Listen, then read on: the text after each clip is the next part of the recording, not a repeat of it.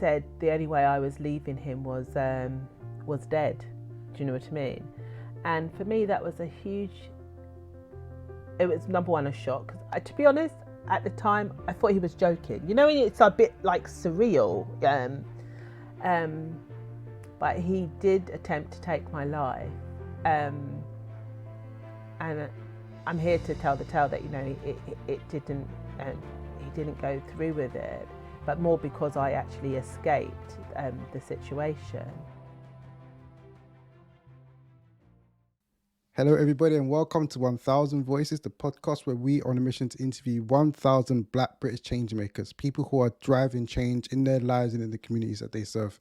And I'm very, very excited today to invite our guest onto the podcast, Diahanne Rhiney. Diahanne is a change maker and an entrepreneur, and her story is like, there's so much. It's amazing. It's crazy. It's a testament to the resilience of her spirit. And she's gone through a really impactful journey of personal growth and social impact, which is truly inspiring. Over the past 30 years or so, she's faced a number of different challenges, which has led her to take control of her own legacy and to establish numerous different ventures. One of which is the Naked Truth PR firm, the first social change PR agency specialized in diversity marketing and race relations. And she's created the Strength Within Me Foundation, or in other words, the S.W.I.M Foundation, which focuses on domestic abuse awareness and empowering victims to overcome and regain control of their lives. She's earned a number of different accolades and awards and continues to inspire and empower women all over the world through her work and through her Me-ology method, which we're going to delve into later on. So that's that. Very excited to have Diahanne on the podcast. And today, welcome onto the podcast. I'm very well. Who was that person you were speaking about? That was you. That was just a snippet even. I know. I just think it's so funny. Yeah. No. Thank you for coming on. Like, so excited to get you on. Like, your background is amazing. So thank you for coming on. Really appreciate it. No, anytime. Yeah, great. So to kick things off, I'm gonna ask you. Let me ask you. It's a bit of a new question I've started to introduce actually. So what I want to understand to kick things off is can you take us back to the moment or the experience or some of the experiences in which that you went through that made you realize that you wanted to make a change in your life and or in the lives of people around you? I think I can't tell you one occasion or one event because I was raised that way. So it was just installed in us from a very young age. Even when I was very young, my sister and I would give to charity. You know, we would do all those kinds of things because my mum always said to us that there's always someone that is less off than yourself, and that you should always appreciate that with support, whether that be family, friends, the wider community, we were where we were at that point in our lives. So it's something that's been installed in me about to always, you know, rely on your fellow neighbour. I know these days it's strange because people just sometimes don't even know who their neighbours are. And I think ultimately I come from it takes a village to raise a family. So, and when I make it, everybody makes it. When somebody else makes it in the village or the community, I make it. So I just think I've been raised with a certain viewpoint about life, about society, about human behaviour, about my fellow human beings. You mentioned your mum in how important she was in your upbringing. Can you expand a bit upon the role she's played in you being the person you are today? I think both my parents, but my mum being a woman, have played a really big part. You know, I came from such a family of love. I've always felt that I was the most important person ever in the world because that's how they made me feel. And they always instilled in me about there's nothing that you can't do. You know, you just have to really, really believe in yourself. And also about allies, about, you know, don't burn bridges, about, you know, the world is very small and you don't know that person who you was rude to or was unkind to could be that person who's going to make that break for you. You just don't know in life, do you? But my mum was just this. I mean, I'm not saying this because she was my mum. Everybody says it, She was so beautifully outside, but so beautifully inside. And she was before her time. So she would talk to us of things like match funding before funding was a thing. I remember when I wanted this black and white TV with the dial and the aerial that you would try and get, some sort of reception. And I think at the time it was £50. And I remember I had a little part-time job, and she said, "Oh, I'll match funds, so you raise 25, and I'll." And I thought, what a mean woman, just. But the thing is, when I left home, all those halves that I'd put towards stuff, she gave me back. It wasn't that she needed the money, but she wanted us to appreciate about having to work for something and have a focus, and to appreciate the value of money.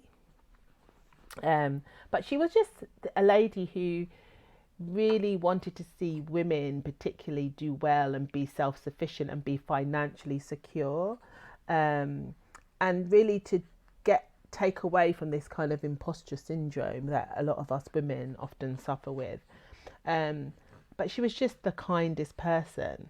And I always say it's unfortunately, when you die, you often realise how much you were loved or appreciated. And there were thousands of people at her funeral. And to me, that's testimony of how you lived your life. So yeah, she was just a remarkable woman in that way. And I always looked up to her in such a humbling way. And she was just so sweet and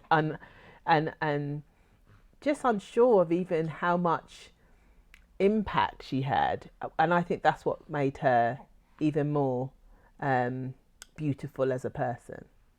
It's that level of humility, isn't it? Like you've got Yeah, massive. and that word is something that we don't use enough, because I think humility is key in life, to be honest with you.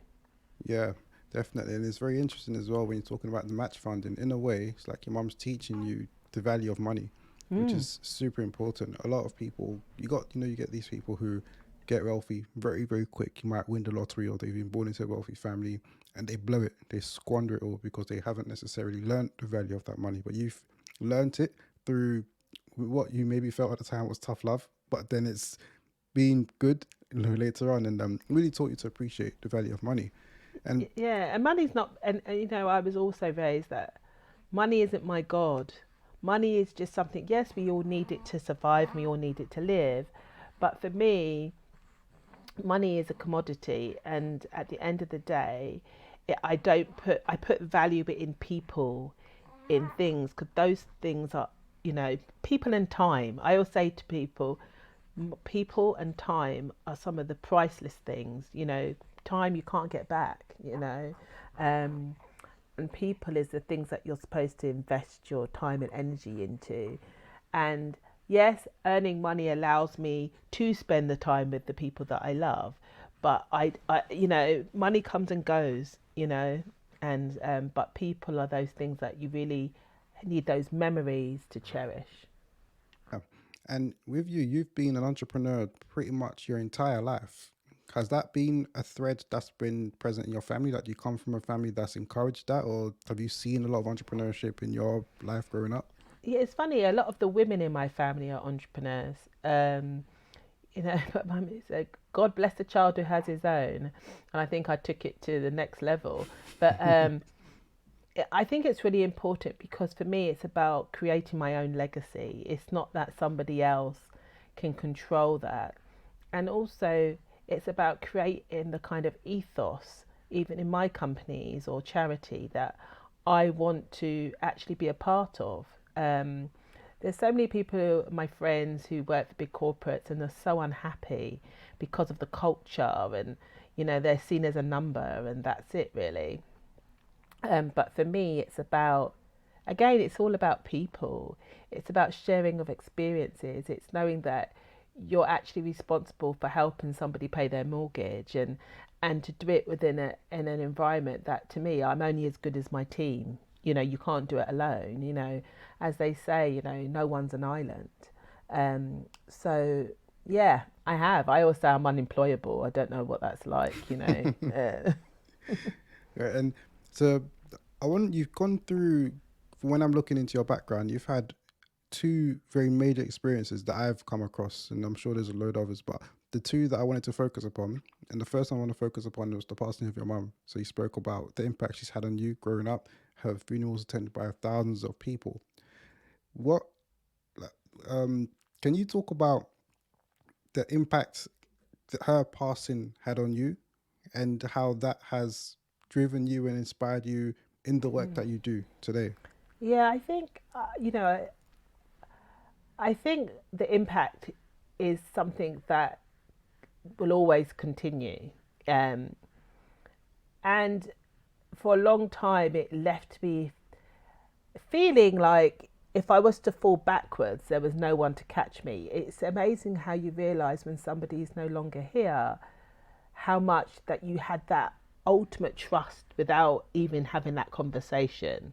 I just knew that she'd always have my back, you know?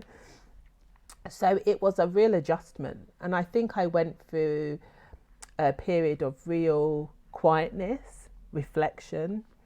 Um, but I know that my mum was big on education, was big on women, was big on independence. And so it strived me to put in place things that I know would she'd be proud of, and I know that will have an impact, you know, many years to come. So that's why I set up things like the Baton Award, which is celebrating women of colour, and that was all based on I had a really good mentor, sponsor, role model in my mum. Some people are not as lucky as I am, and to create those kinds of people to the younger generation growing up so that they could have that same experience that I did. Also, I set up the Rhiney Awards where I sponsor three young people in the UK, in Colombia, in the Caribbean. So I take three from each different place and country, and I sponsor and pay for all their university fees, because my mum always said that the one thing that can help you out of poverty was education. So there's a lot of things that I know that I've done in her honour as a testimony to the great role model she was to me. The Rhiney Awards, when did you begin that? Oh God. Well, my mum died in 2010, so probably about 5 years after that. That's amazing. That's really cool. You know, some of my inheritance, that's what I decided to do with it. Yeah, and it's a very practical way to help and empower people as well. Like, for Yeah, sure. and you can see I've some of the people that I feel quite honoured to have invested in have gone on to do phenomenal stuff. And one of the young ladies was brought here by her mum, and then was left with an uncle, had, you know, gone through abuse, had turned to prostitution, was homeless at some point, but she always wanted to be a doctor because in her country it's something that was so needed. And through me having, you know, helped her pay for her fees, you know, she's now today is a doctor. I mean, to me, no money, no anything. The pricelessness of that for me is just remarkable to see how much she's achieved and go with such perseverance, and because, you know, she's been through so much. And I know that my mum's, you know, looking down and smiling, because that's what I mean. You can do some practical stuff and some lifetime stuff which would continue to have an impact long after I'm gone. Now, I want to talk about the other main experience I want to touch upon, which is the toxic relationship that you were in. Can you speak about what, for people, well, I guess a lot of people may not know exactly what that situation was, how that situation built up towards the stage where you, well, had that near death experience. Can you talk about that relationship and Yeah, what happened there? unfortunately, you know, I was with somebody who I thought was going to be the right person for me. At the time, I was traveling a lot, and my mum died, and I was going through a lot at the time. And so I had said that I really felt that I didn't want to be in a relationship. I just needed to work on me and take time out for me. And unfortunately, he said the only way I was leaving him was dead. Do you know what I mean? And for me, that was a huge. It was number one a shock because, to be honest, at the time I thought he was joking. You know, it's a bit like surreal. Um, but he did attempt to take my life, and I'm here to tell the tale that it didn't, he didn't go through with it, but more because I actually escaped the situation. But for me, it kind of made me reflect that one, when you hear it's happened to other people, you never think it could be you. So one, it grounded me to know it could happen to anyone. Yeah, it could happen to anyone. Um, Two, it made me really start to look into the experiences of women in regards to domestic violence, but more so their children, because I believe the children are the forgotten victims, because I believe that unfortunately we create victims or perpetrators. Um, and it really gave me that real power to want to make a difference. And I was so fed up of hearing the word victim, and I was thinking, you know what, no, I'm not going to be a victim, I'm going to be a victor. So I really encourage everybody to be a victor, not a victim. um, and it's led me to do many things, like set up a charity that's dedicated to women and girls in regards to domestic violence and domestic abuse. I also want to change the law because in schools we learn about sex education and all these stuff. Um, but I was thinking, shouldn't they learn what's a healthy relationship before they even talk about Yeah. sex or any kind of education in regards to that? And it took a number of years. It was thrown out by Parliament many times. Um, but what it did do is I wanted it to be taught, healthy relationships to be taught in all schools as compulsory. Um, and in 2020, it was passed. The law was changed and it was passed. So to know that I've played a part in that now every child in school, in education, will be taught some sort of healthy relationship and workshop, makes me believe that through something that happened to me, which was a very negative experience, I've turned something very positive. The healthy relationship part is very key. With young people, especially today, you're exposed to all sorts of stuff on. It's so easy. Oh, You don't. honestly, You don't even have to everything. look. You don't even have to look. Like you just come across.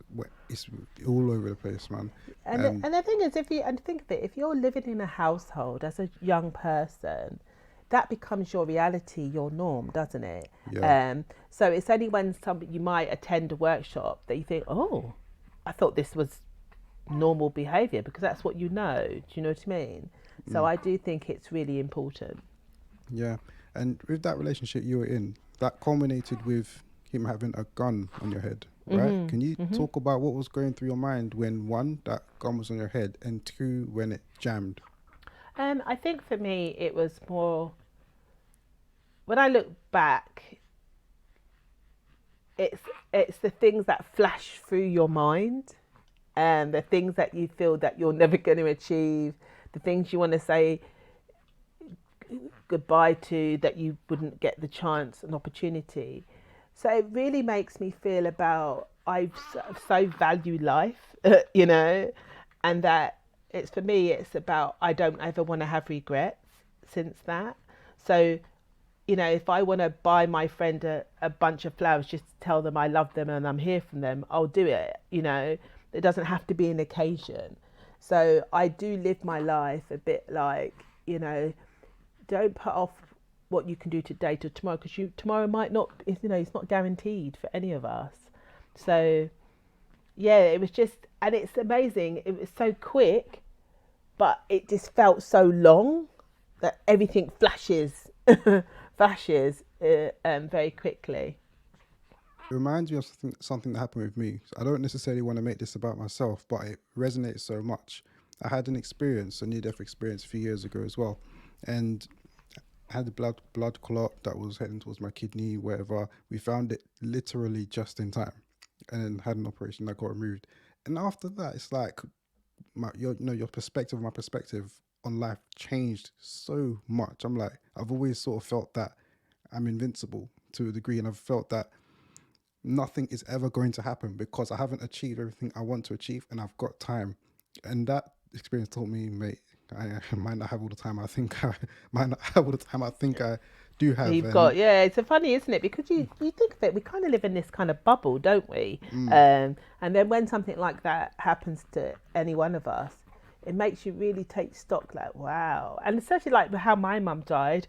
I spoke to my mum at 11 o'clock in the morning, and by 12, I told she'd collapsed. My mum was the most healthy person, and she had an aneurysm. Do you see what I mean? So literally, our lives changed within an hour of me speaking to my mum. wow, that's crazy. Yeah, things can change in an instant, and it's just a stark reminder to really seize the day, Yeah. really seize the moment, and not to necessarily sleep on all of those dreams and aspirations that you have set out, and to Yeah, try. what's the saying? I can't remember who it is by. It's so annoying. But I'm sorry, menopause brain. But it says it's about the richest place. The Oh, richest places are graveyards. Miles Monroe. Yeah, isn't it? It's because Yeah, yeah. it's graveyards because all the people, if I coulda, woulda, shoulda done all these stuff, ideas, thoughts, inventions, and look, they didn't Yeah, get the opportunity. they've gone to the grave for all of those ideas and dreams and inventions. So definitely is the start of man to seize the day. With your experience, after all of that, and from what I understand, in between that experience and then a lot of the other amazing work you've done, you've gone off to study psychology and empowerment. Very interesting. What was that like, and what did that teach you about driving change? I just love human behavior. I think it's, the mind is one of the most powerful things that we have. And you've got to think about it. Your mind can will you to live or it can will you to die. There's people who say, right, I don't want to live. And their mind will tell everything to shut down. So to me, that's powerful. And I just don't think we pay enough attention to our mind. People talk a lot about getting fit and physical health. I know now it's beginning to be a thing. Mental health is people are starting to take seriously, but our mental health is what drives us to get up each day, and it's something that I've always been interested. I actually wanted to be, which I could have gone on to do, but it meant me moving country, and at the time, just timing and everything. But I wanted to be a profiler. I love all of that, profiling people. So yeah, that's what I wanted to do. A bit like the bone collector, Denzel Washington. Yeah. What's so interesting about you and your backgrounds, because we're interviewing change makers, and then hearing about you and everything you do, is like, if there was the word change maker in a dictionary, I feel like you'll just have your picture there or something, because I feel like you're driving change in so many different ways, literally, like, and very Yeah. practically, through the PR firm, through the Baton Awards, through the Me-ology, the through the Rhiney Awards, yeah. awards, in a million, so many different ways, and probably, I suppose, in just in the lives of the people you employ and people you work with, like, in a very practical sense, you're really driving change and empowering people. Yeah, you know what? And I like to be in the background, if you know what I mean. I'm that kind of person, but I don't do this with, oh, I must make a change. I just think if something doesn't feel right, I want to make a difference in whatever way. And to me, I try and do these things in these small little ways that I do. But then, some of them have had a huge impact, and which I'm really humbled by. Where did that sense of justice come from? I just I thought I just wrong is wrong, right is right. It's just my moral compass has always been that way, so I think that's come from my parents. Both of them have got that moral compass. All right, let's talk about naked truth. Super interesting. For people who may not know what that is, can you just explain what that is, and Any challenges that you faced in starting up and running that, especially in the early days? I think anyone who starts a business, it's daunting and stuff like that. But I think for me, one, I was young, one, I was a female, one, I was a black female, and one, as I wanted to do something that hadn't been done before. Again, I hate injustice on every single level. And what I noticed in regards to marketing and stuff, that it wasn't inclusive. There was no cultural competency. People talk about diversity, but I come from the standpoint, from an agency point of view, it's about diversity of thought. You know, people were saying, like, let's take recently with the Conservative government, when Liz Truss was there and saying, oh God, look how diverse her cabinet was, but there wasn't diversity of thought. You know what I mean? And diversity of thought is, to me, where real change happens. And so I wanted to create an agency that looked at marketing and PR to have some sort of social impact and to make a difference, and to really not just stick a black person or somebody in a wheelchair in an advert. It needs to be thought through and be impactful and actually be real, and that company actually believes in that. And do you have any clients that have had a particularly powerful or really meaningful impact on yourself that spring to mind? Yeah, I think for me, one of my most clients, who's like, it's become like a son to me, he was arrested for a murder he didn't commit on to do with joint enterprise. And this, if you googled him a few years ago, it would all be about he was a gang member, he was this, he's from Peckham, all of these stuff. And he was acquitted, which is very rare. He's gone on to be one of the most prominent young people in the country, having worked on the Commonwealth, the Queen's Commonwealth organisation and charity. He was one of the key people in that, and worked alongside some of the royals. He's gone on to set up, he actually then went to uni to do law and was successful in that. He's runs one of the most social impact and youth-led research agencies in the country, and it's all about change. And it's just like, when you Google him now, he's one of the most sought after young people. And that's why when you can change the narrative with PR. And the reason why we're called Naked Truth is that it's about the truth. It's about not spin. It's about really telling real stories about real people. So yeah, he's one of the people that I often look back and I think, wow, look how, if I, like I said, 10 years ago, if I'd Googled him, you'd be like, this person's a monster, because that's how he was portrayed in the media.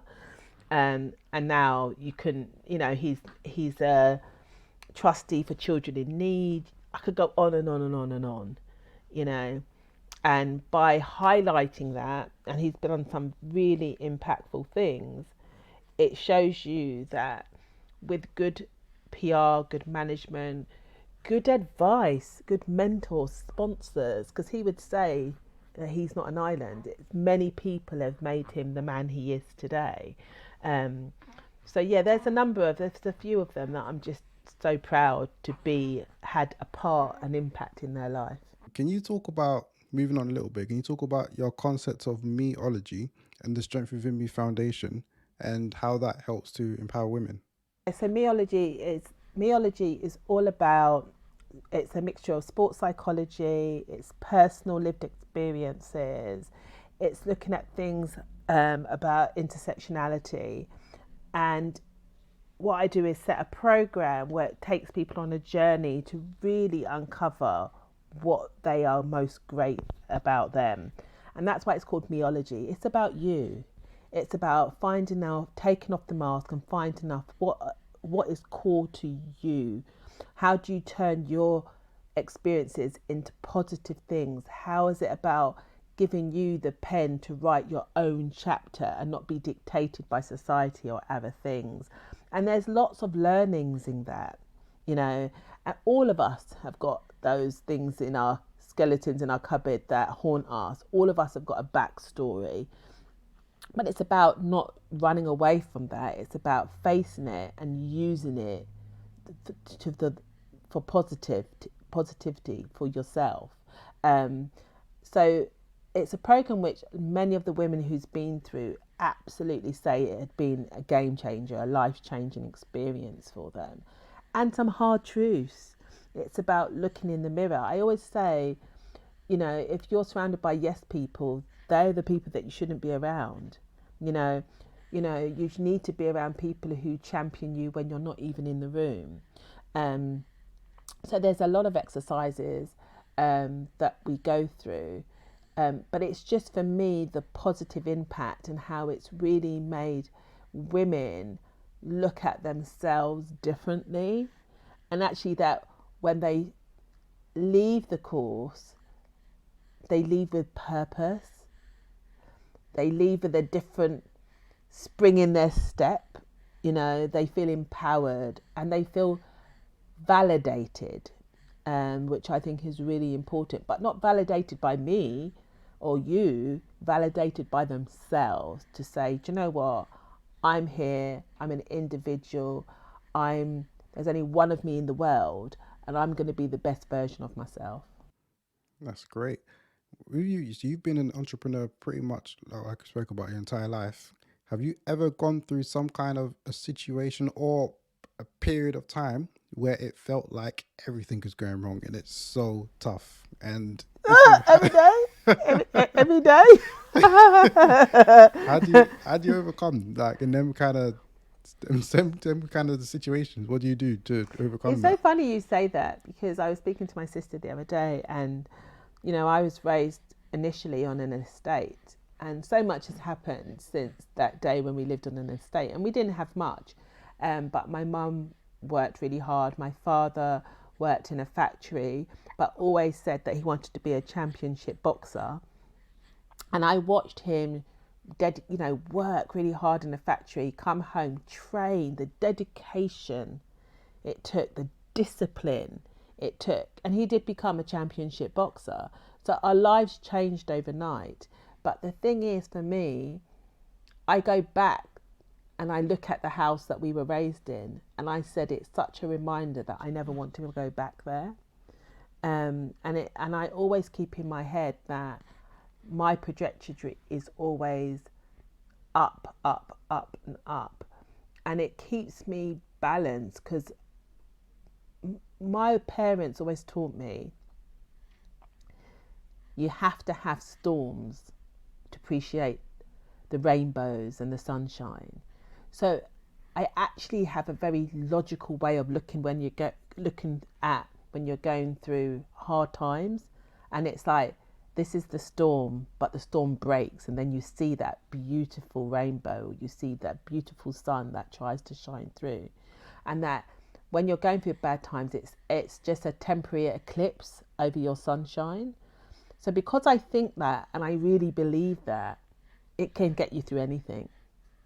Yeah, that's true. It reminds me of a quote by the famous philosopher 50 Cent. That he says in his song Many Men, and he says, sunny days wouldn't feel so special if it wasn't for rain. Joy wouldn't feel so good if it wasn't for pain. And that is exact, and it's the truth. And if you didn't have yin and yang, how would you appreciate things? Yeah, you wouldn't. No, it makes so much sense. That's definitely makes a lot of sense. Can you spoke a bit about when your mum passed away? One of the things you took away was the fact that time, like, you can't get time back. How do you use your time now, especially some of your spare time outside of your work? Do you know what? I've really had to become really disciplined, because when you're just driven, but then I remember one day just saying, hold on, I'm doing all this for my family, to spend time with my family. And when people have often asked me, what does success look like for you, or what does it mean to you? Do you know what it is? It's time. It's being able to drop the twins to school and pick them up. And listen, I know it sounds really simple, but it's the simple things. It's listen to them in the back of the car. Oh God, school today. This is what I had to do. This is the but I'm driving, but I'm smiling, because I'm a part of their life, their journey, and it's all these little things. Even, oh, one of them had a crush on some boy, and it was one piece of hullabaloo, and then she must have her hair done this way, and that to me is success. Listening to them in the back of the car, because I won't get those moments. They grow up so quickly. I won't get those moments. It's their highs, their lows, and being able to drop them and pick them up, being able to do all the stuff that if I worked for somebody, or you know what I mean, I wouldn't get all those little nuggets of beauty which are so important to me. So for me, my time is spent with loved ones. My time is spent doing the things that I just love. Like I'm going to go back and learn the piano, because I used to play the piano and I haven't played it for years. So I want to go back and retrain and do that. It's about finding time to do the things on my bucket list, you know, to do the things that just makes me smile, makes me happy. I mean, I like baking. Everybody knows I have this skill of baking and cooking, you know, and there's things that I want to do in regards to that. So time is just, it's one of those kind of, I can't stress how important it is. You know, it's priceless. What would you do? You have any bits of key advice that you would give to someone who's wanting to start their own business to so that they can get to that level where they have that level of flexibility as well? What advice do you give to entrepreneurs? Do you know what? I just think you have to. I know it's a cliche, but it's not about how you, when you fall down, it's about how you get up, and you have to keep getting up and brushing off. You know, because there'll be times like what you said where you're like, why did I do this?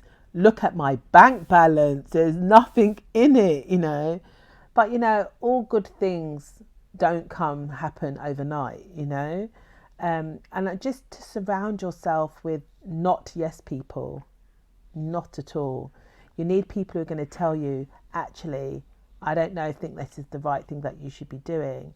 And also, I some really practical stuff is whatever area of business that you're going into, research it and decide if that industry is worth 32 billion, what percentage do you want of it, and claim it, you know.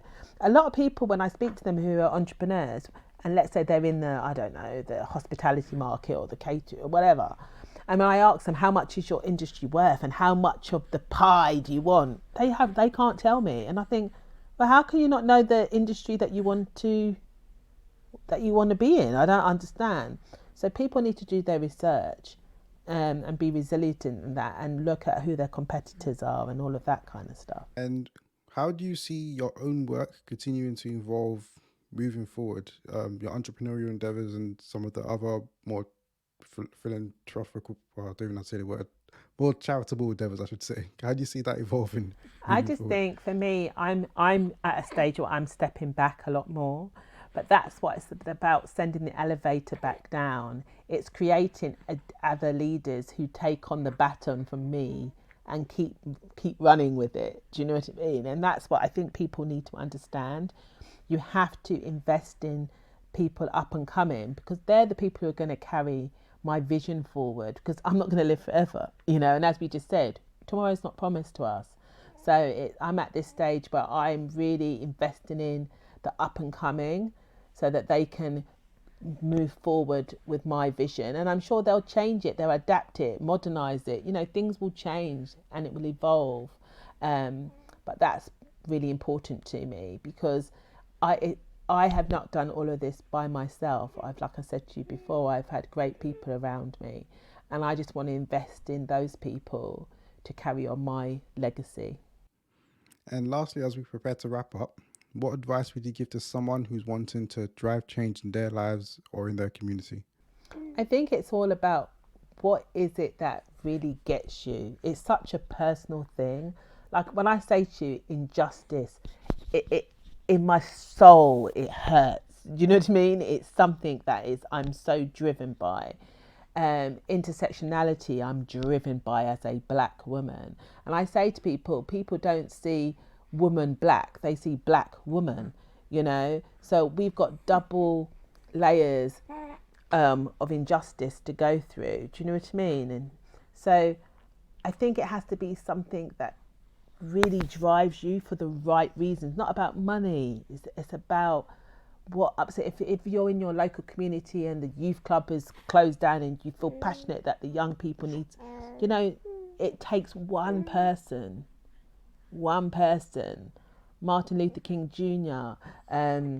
There's so many people who've never thought that them one by themselves would create the change that has rippled on for centuries, and why you and I can have this conversation. Do you know what I mean? You just don't know the impact that you're going to have. But because I think if it comes from a place of real, genuine love and concern, I think you'll always be fine. Yeah, it definitely does literally just take one person. Martin Luther King came to mind when you're talking as well. And another character that come to mind is totally left field, but it was from a film. Have you watched Planet of the Apes? Yeah. Yeah, the trilogy. So it's one of my favorites. No, me too. Yeah, I just so think good. when Caesar says no, I said yes. Say it again. No. Yeah. And then I was even thinking about, I've even forgotten the main villain's name. I've even forgotten his name. But when he rose up, Yeah, I can see him. I yeah, can see him. he had his his ideology, and he rose up, and then he just through him doing what he's doing, he was able to get people around him. They went to or whatever, but it just took one person to rise up and be like, nah, I don't believe in this. That's his negative sense. But in a positive sense, in whatever sense, it just takes one person to stand up, to use their voice, to amplify, to shout, scream, get people around you, and you can start a movement. You can start a rally, man, and you can And then make sometimes, big change. unfortunately, if you take Doreen Lawrence, she's had to make change through the most horrific circumstances. She probably never would have thought that little her, just a mum going about her normal everyday life, would go on to create the change that she has. That's what I'm saying. It takes one person. Yeah, I've heard definitely through horrific circumstances, very horrific Yeah, circumstances, for yeah. sure. But yeah, yeah, that's it. Thank you for coming to the podcast, Diane. That was great, man. Amazing. Thank you so much for coming on. Very, very much appreciated. Oh, anytime. I just think like what you're doing. I think you're it's about change, isn't it? Because sometimes people need to hear or see change to then think, oh my God, I can do this. And by you doing this podcast, people might, if one person listens to any of your guests, myself or any of your other guests, and think, God, it's possible, then do you know what? Your podcast has done it. It's created change. Thank you very much. That's much appreciated for sure. Put a No smile on my problem. face. So thank you. Thank you. Thank you. Thanks for having me. Just to wrap up, so if anybody wants to keep up to date with yourself or any of the work that you're doing, how can they best do so? And also, do you have any closing remarks that you'd like to share as well? My only thing I would say, be the author. Be the author of your life. Don't allow other people to tell you what you can and cannot do and take the pen and write your story for you. So really be the author of your life. You know what I mean? That's one thing I would like to parting thing to end with. And then mine's it's Diahanne UK. So most of my things are the same. To find me on socials, and then you can see what I'm up to. Great, perfect. All right, so that's that. Thank you very, very much for coming to the podcast, Diane. Really appreciate it. Love our conversation. If you're listening and if you haven't subscribed, please do subscribe and share. Like Diane said, it really does help to get the voices of the people who get on this podcast out as far and wide as possible so that we can reach as many people and inspire as many people as possible. So please do subscribe and share if you haven't already. But that's that for now. Thank you for tuning in. This is 1000 Voices. We had Diahanne Rhiney on the podcast. And for now, we're out.